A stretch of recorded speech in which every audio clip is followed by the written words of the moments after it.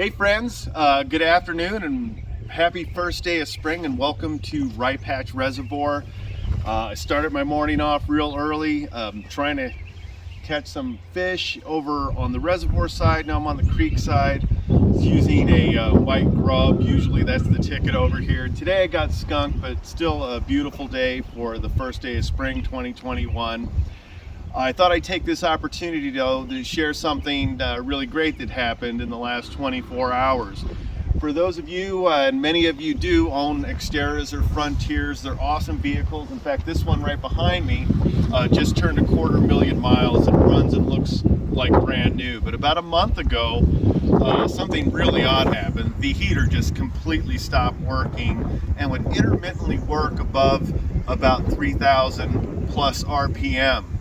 However, that doesn't do you any good when you're in 0-degree weather and doing 5 miles, 10 miles an hour on a snow-covered back road and freezing your butt off. Well, I decided to do a little research last night because I was getting ready to bring it into the shop, and I'm so glad I didn't. This is what I discovered, and it could probably help you as well if you're having the following symptoms: that the heater is not blowing heat, but intermittently will at higher RPM, say above 3,000 RPM plus. So as it turns out, the element that captures the heat, which gets it from the radiator flow, is located behind the glove box here. And what happens is that an air bubble gets trapped inside that element, not allowing it to activate and kick out the hot air that we so desperately want when we're freezing. And the fix, much to my surprise, I didn't think it was going to work, is to actually burp that bubble out of the system. And how you go about doing that is incredibly simple.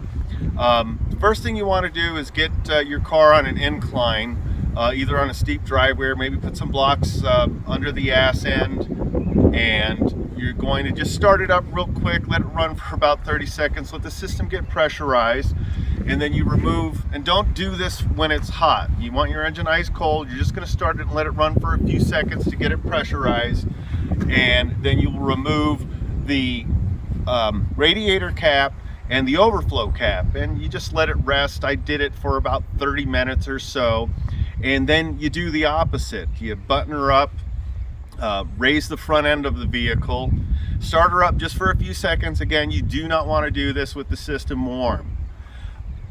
And you open up the radiator cap and the overflow cap.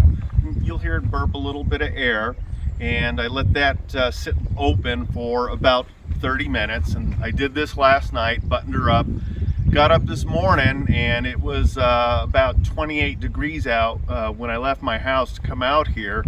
And sure enough, as soon as I fired this puppy up, it was blowing hot air, which it hadn't done in almost a month.